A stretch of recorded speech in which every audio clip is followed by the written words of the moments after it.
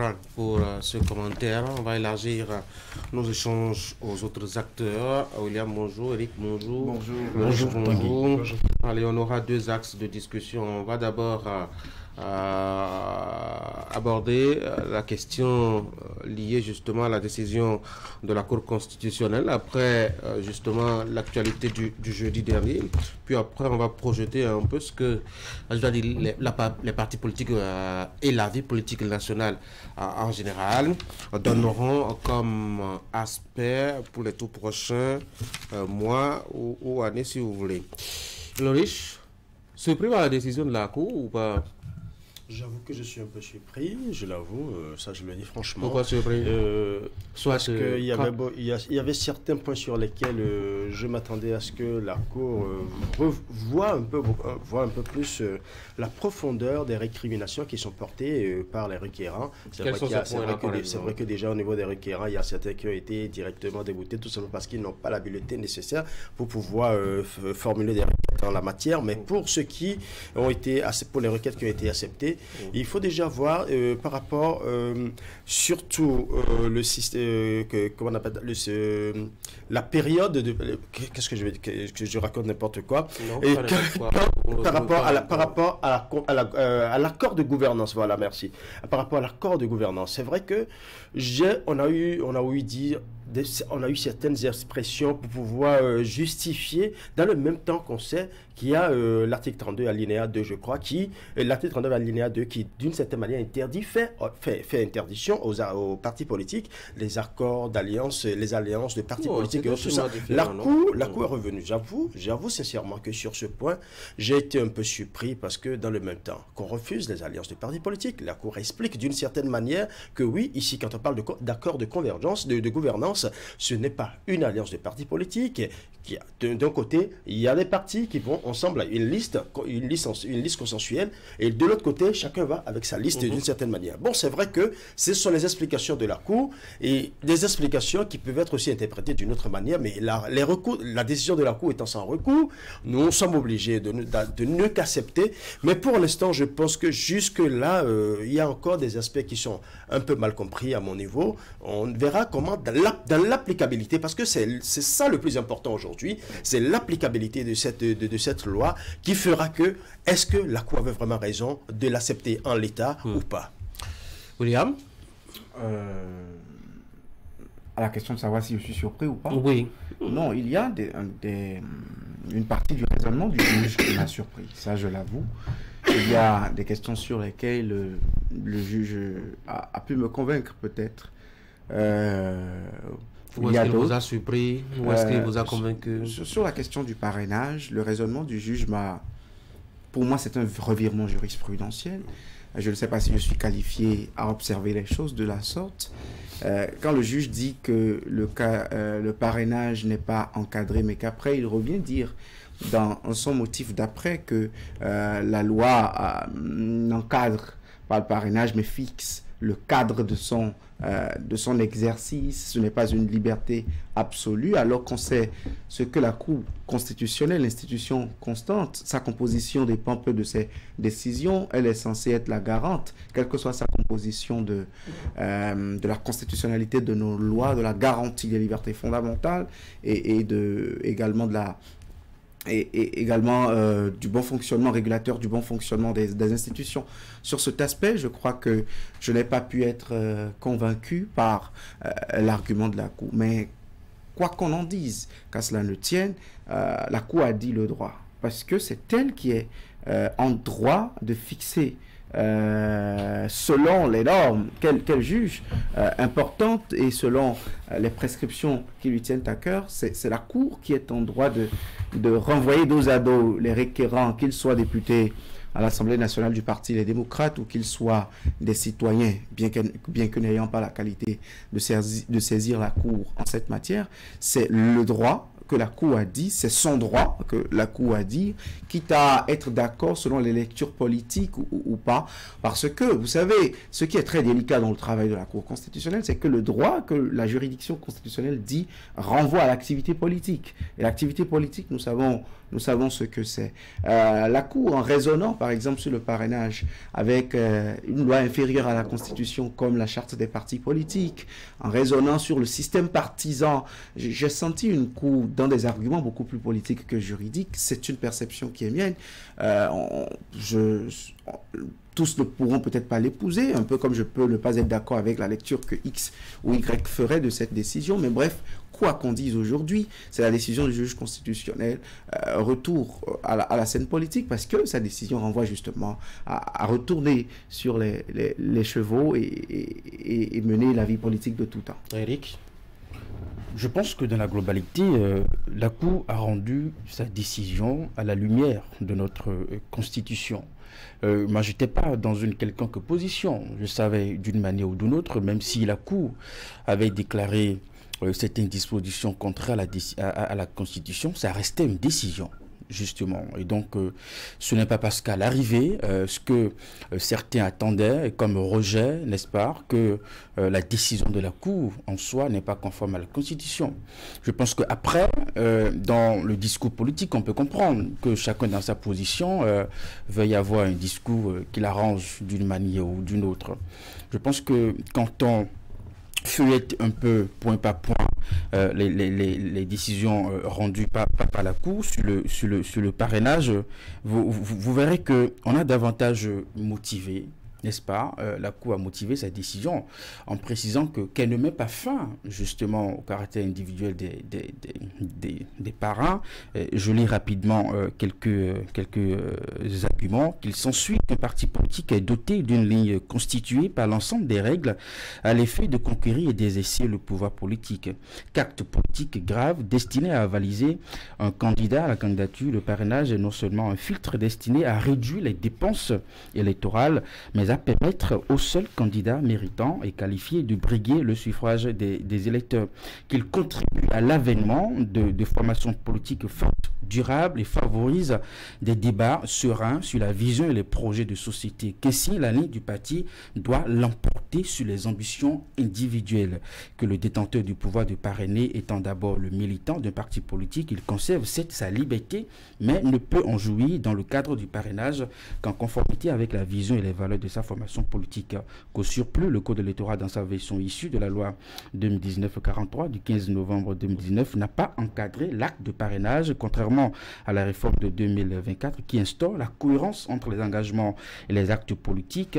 L'article 132 nouveau, avant-dernier et dernier alinéa, ne met pas fin à la liberté de parrainer, mais fixe le cadre dans lequel elle s'exerce conformément à l'esprit du système partisan qui structure la compétition électorale. Donc je pense que sur chaque aspect, la Cour a quand même essayé d'avancer ses arguments avant de prendre sa décision. Ce qui importe aujourd'hui, c'est que chaque parti politique, après ces décisions, doit pouvoir à présent se mettre à disposition de leurs militants et de faire véritablement le travail qu'il convient, parce que la décision, elle est prise. À présent, il faut justement faire en sorte qu'au niveau de chaque formation politique, on puisse vraiment aller sur le terrain, batailler, n'est-ce pas? Il ne faut pas que la peur de l'effort ou de la question qu'on se pose, est-ce qu'on peut, nos limites dans une position de ne pas essayer, de ne pas avancer.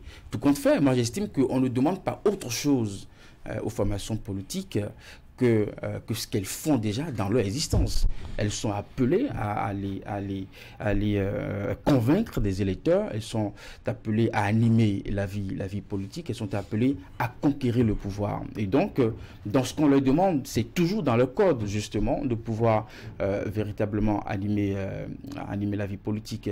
Je pense qu'il y a des avancées avec ce code qu'il faut davantage saluer et qui fait qu'aujourd'hui, nous tournons dos à un système politique bien meilleur, n'est-ce pas, que ce que nous avions connu jusque-là et qui, justement, nous permet d'avoir aujourd'hui un environnement politique sain où des partis politiques seront plus forts que des individus, n'est-ce pas, qui, pendant longtemps, pouvaient dicter leurs lois en fonction du changement de régime, pouvaient dicter leurs lois pour peu qu'ils aient une popularité dans telle zone, et puis tout ça.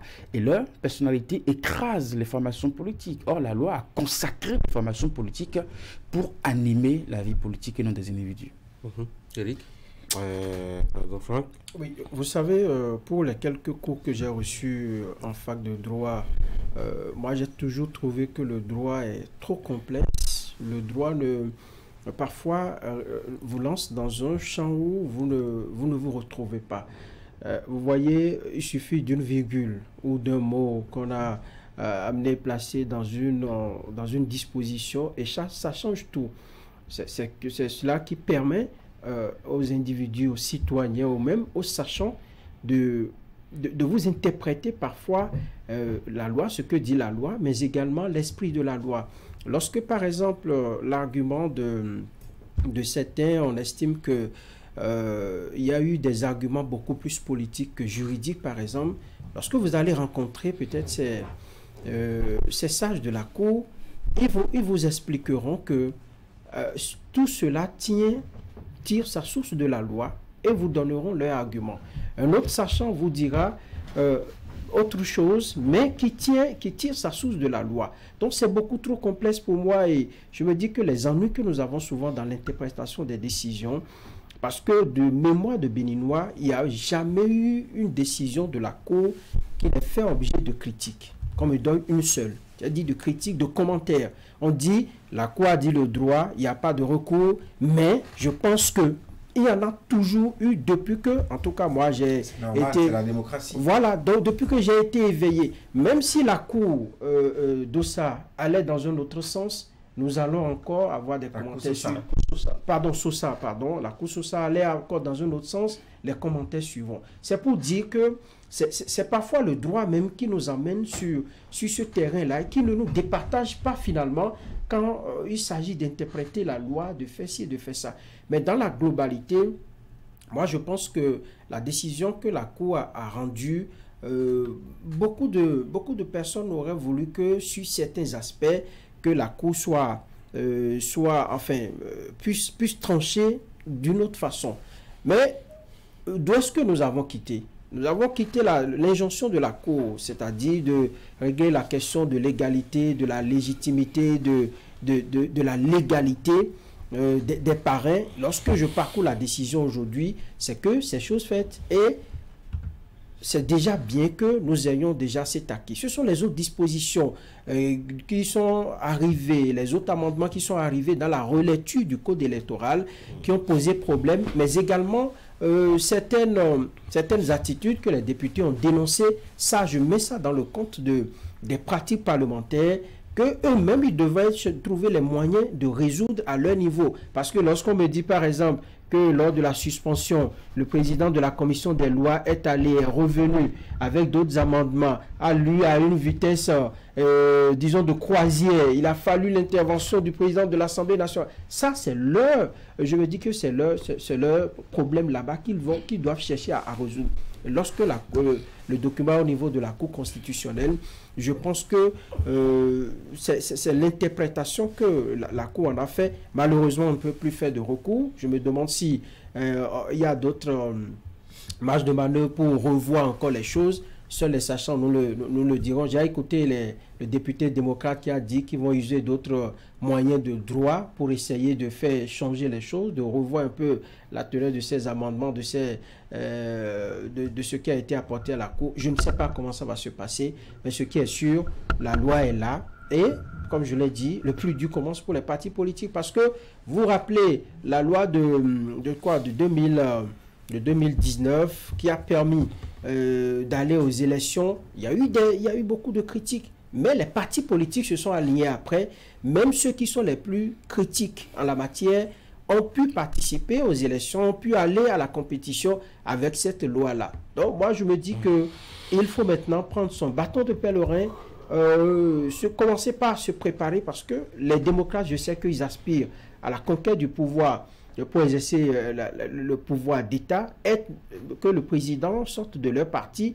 Et donc, avec ces nouvelles donnes, s'ils ne travaillent pas, si on doit rester toujours dans le carcan de la critique, ça va être compliqué pour eux sur le champ politique. Dans ce qu'ils ont annoncé, en fait, sur la suite qu'ils pourraient donné à cette procédure ou à ce contentieux hors de la Cour constitutionnelle, c'était justement la première phase de leur débat jeudi dernier à la Cour constitutionnelle. C'est-à-dire, les députés, les démocrates ont commencé déjà l'audience par une question préjudicielle.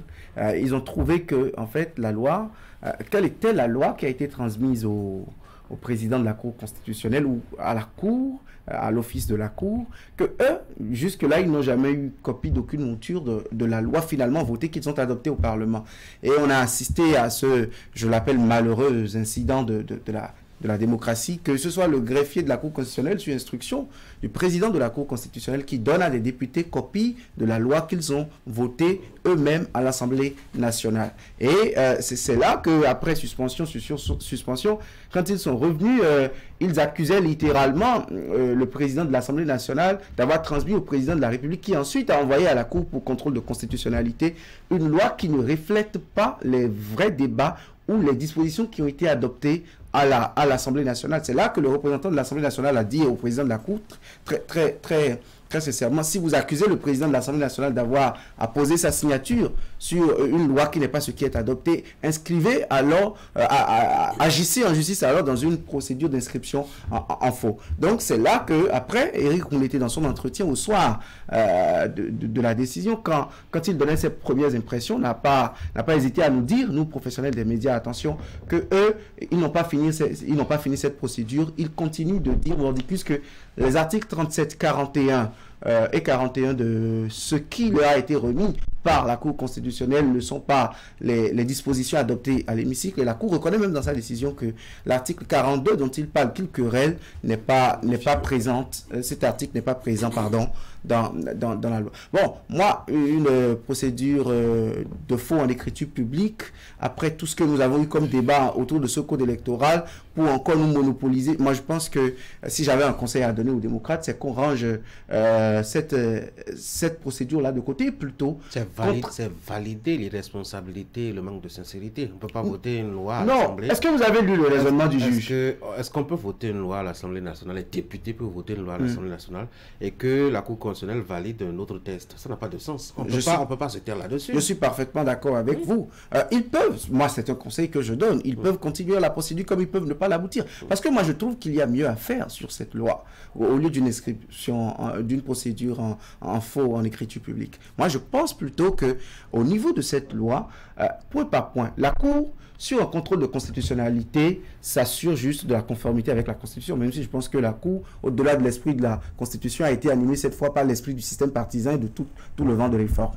Maintenant, après cela, point par point, des recours, une fois que la loi sera promulguée par le chef de l'État, je crois que cela sera le cas incessamment, une fois que la loi va entrer en vigueur et sera opposable à tous les Béninois, point par point, en exception de constitutionnalité, tout citoyen béninois peut retourner devant le juge constitutionnel et lui dire, monsieur le juge, telle disposition pour tel argument, et peut-être que l'eau aurait coulé sous le pont déjà, on aurait mûri peut-être les réflexions, les arguments de droit, les moyens qu'on amène devant le juge constitutionnel, et je trouve que cela serait une autre vitalité de notre démocratie. Et c'est en cela que je trouve que le temps, ils se sont empressés d'adopter un code électoral comme ils l'ont voulu, en excluant une très bonne partie de gens qui ont sollicité une participation au débat comme la société civile et bien d'autres. Mais quand même, nous sommes à une échéance raisonnable de 2026, donc on peut encore éprouver ces dispositions-là au regard du droit, mais les incidences politiques, elles, on les maîtrisera très peu, parce que la direction dans laquelle on nous mène là, on est en train de la voir et apparemment on est engagé mordicus à ne pas en démordre. Cette bien-pensance, elle est peut-être exclusive, elle est l'apanage peut-être d'un camp aujourd'hui, mais peut-être que l'intelligence collective va évoluer au fil du temps.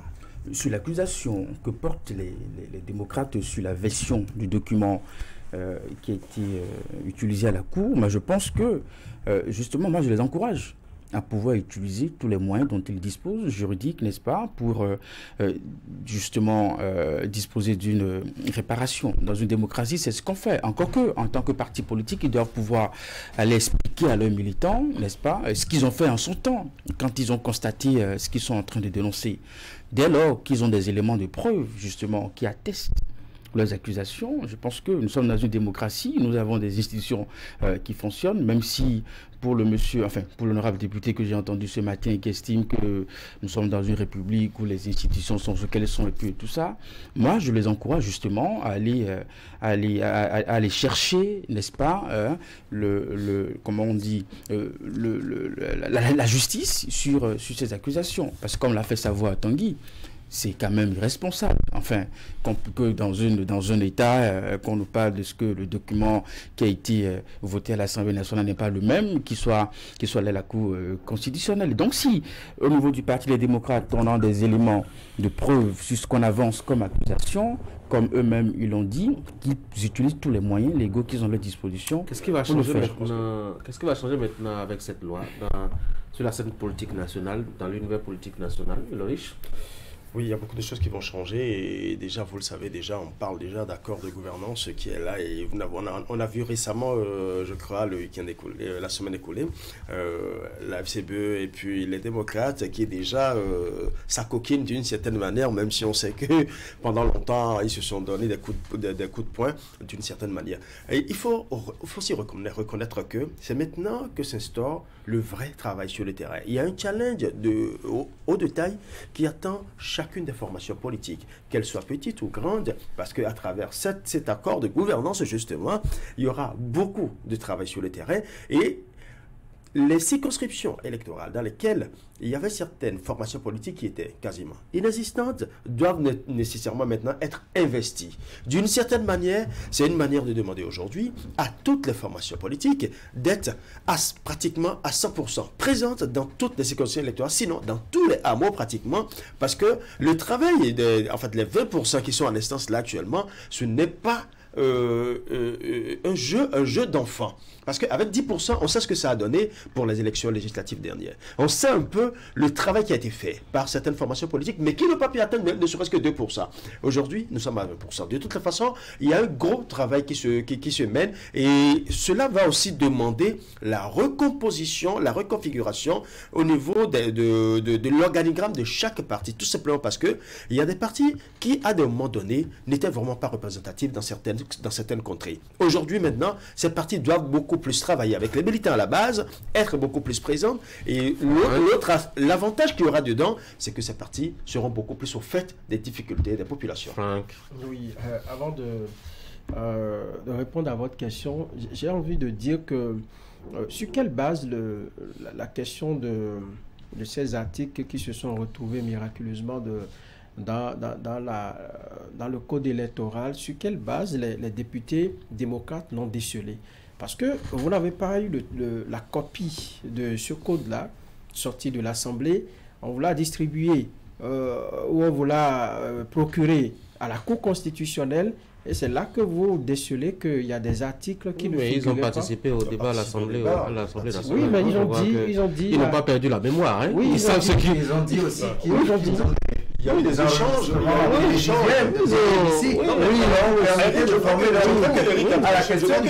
Eric a été assez direct sur ce sujet. C'est vrai qu'ils doivent être encouragés si éventuellement ils estiment qu'ils ont les preuves qu'il faut pour pouvoir aller loin.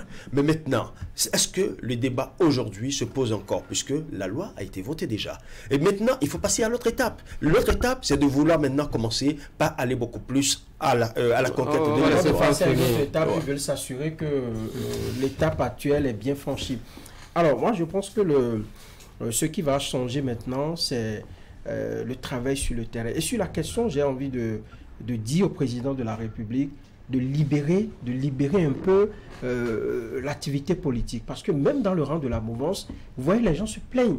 Parce qu'il a embrigadé l'activité politique. 2 secondes. Non. Ils se plaignent de quoi? Ils se plaignent de ce que ça ne se passe plus comme avant. Comment? Les gens ne vont plus sur le terrain, l'activité politique. Oui, mais le chef d'État ne va pas... Non, c'est lui qui est le patron de la mouvance. pas les inviter à aller sur le terrain. Vous ne me démentirez pas. Vous entendrez des acteurs politiques, lorsque vous les invitez, on dit attention, le grand patron, voilà le thème qu'ils utilisent souvent, le grand patron n'aime pas ça, hein, on va demander la permission. C'est des choses qui sont très mal à l'oreille.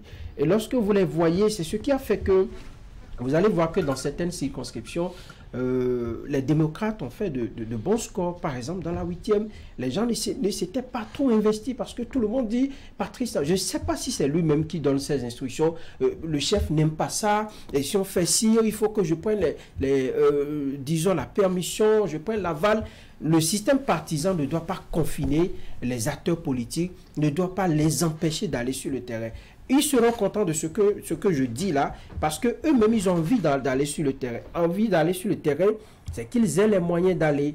Vous les voyez, c'est pour des grands rassemblements, ou par exemple, c'est le parti même qui organise, il s'amène et puis c'est fini. Il y a des députés que nous ne connaissons pas, comme je le dis, des députés que nous ne connaissons pas parce qu'ils ne sont pas sur le terrain. Ils ne vont pas comme avant, nous l'avons vu. Et c'est ça qui rendait intéressante l'activité politique par le passé. Aujourd'hui, ils ne vont pas sur le terrain, ils ne travaillent pas comme cela se doit. Il faudrait que les choses soient libérées, notamment pour ces 2 ans-là, pour que nous puissions vivre l'activité politique. Ça m'étonne que vous parliez du chef de l'État qui doit nécessairement libérer l'espace dans le même temps que aujourd'hui on parle de formations politiques beaucoup plus fortes que des individus. Le chef de l'État à lui soit ne représente pas une formation politique. Et a priori, si nous restons dans la logique, du système partisan qui est défendu aujourd'hui, il faut reconnaître qu'aucun individu, soit-il président de la République, je dis, si nous restons dans la logique du système partisan aujourd'hui, aucun individu, soit-il président de la République ou ex-président de la République, ne doit être plus fort qu'une formation politique. Et je pense que c'est cet idéal que les députés sont en train de vouloir promouvoir aujourd'hui. À eux maintenant de donner la preuve sur le terrain. En fait, aujourd'hui, ils n'ont pas le choix, ces partis politiques. Voilà. Ils ont un financement aujourd'hui comme à leur disposition pour travailler. Maintenant qu'ils sont obligés... Ils ne peuvent pas dire qu'ils n'ont pas le moyen, Franck. Maintenant qu'ils sont obligés... Maintenant qu'ils sont obligés d'aller chercher les 20% au niveau de chaque circonscription, sortis même, c'est très peu, ils doivent courir maintenant. Moi, je pense que au-delà du cadre idéal de ce que nous pouvons saluer comme grande formation politique qui vraiment mène la vie politique, le premier changement, c'est une forme de démocratie à l'interne des formations politiques. Vous savez, cette histoire qu'on raconte à la veille de chaque élection, notamment pour le positionnement, soit on est convaincu que c'est Tanguy qui, dans cette circonscription électorale, est l'homme de la situation. On met son nom, tête de liste, mais quand la liste va au niveau du parti, tard la nuit, on bouleverse les positionnements, il ne retrouve même pas, comment on dit, il n'a même pas la 2e position, il devient même suppléant du 4e titulaire sur la liste. Je pense qu'aujourd'hui, au niveau des formations politiques, pour l'objectif de résultat, ils seront obligés de faire avec des leaders, de faire avec des acteurs qui, justement, sont proches de leur communauté au niveau de chaque circonscription. On ne prendra plus le risque, justement, de faire des positionnements bizarres, des gens qui ne méritent même pas d'être sur les listes. Autrement, ces partis vont payer cash. On va finir. J'attends de voir ce très beau scénario, parce que si c'est avec ces acteurs que je vois là, je continue d'être extrêmement sceptique et très réservé dans cet élan d'optimisme. Je n'ai pas envie d'aller sur cette route. Par contre, vous savez, quelqu'un a dit qu'il y a un temps pour condamner, il y a un temps pour prendre acte. Je pense que l'heure des récriminations est en train de finir, et c'est justement pour ça que je trouvais que ouvrir d'autres contentieux aujourd'hui, de quelque nature que ce soit, devant quelque juridiction que ce soit, serait pour moi une peine perdue. Je trouve aujourd'hui que l'heure est à une épreuve véridique et authentique de ces dispositions, et voir déjà si elles sont tout aussi étanches qu'on le croit, si elles relèvent d'une certaine magie pour redynamiser, moraliser par baguette magique une classe politique qui a fait de la prostitution politique pendant 30 ans et qui n'a fait que 4 ou 5 ans de réforme dite du système partisan pour le moment. Donc, en fait, je pense que l'heure est à ça, et autre que ça, je trouve que dans les chapelles politiques, dans certains quartiers généraux de partis politiques, On a vu le temps donné déjà. Pendant que nous, on est occupés à ce débat, on voit des chefs de partis politiques qui sont dans le septentrion, des délégations, des bureaux politiques au plus haut niveau de formation politique qui sont en train d'asseoir le maillage territorial, un peu comme pour dire, prenez le temps de vous quereller, nous on s'est mis déjà au diapason, nous on s'est déjà mis au diapason, et je pense que c'est de bonnes stratégies. Voilà. Qui ont adapté leur habillement en réalité. Je pense maintenant que l'heure est venue pour que ce débat intermittent sur le code électoral, on puisse le ranger, même ici sur Actu Matin, qu'on parle autre chose. J'avoue que ça commence à me constiper, même si, bon, on n'a pas le choix. Bon, après, c'est ce qui fait l'actualité. Oui. C'est le vendredi, je pense, que la Cour a rendu sa décision. Le jeudi. Et donc, on est là le lundi. Donc, moi, je veux bien voir, à partir de 2026, effectivement, un parti politique proposer un président. Mais je veux bien savoir quel est, je dois dire, le poids du parti ou l'influence du parti sur le président qui sera élu et qui sera issu. Qui sera choisi d'abord comme candidat. Oui, je veux voir quel est le rapport que le parti aura avec ce président, quelle pourra être la liberté, je dois dire, de mouvement du parti, du président qui sera issu de ce parti, étant donné que le parti sera suffisamment fort.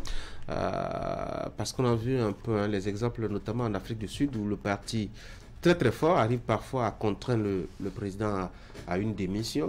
Thabo Mbeki a de beaux souvenirs devant lui. Jacob Zuma aussi a eu quelques jolis souvenirs. Dans des dossiers quand même assez compromettants.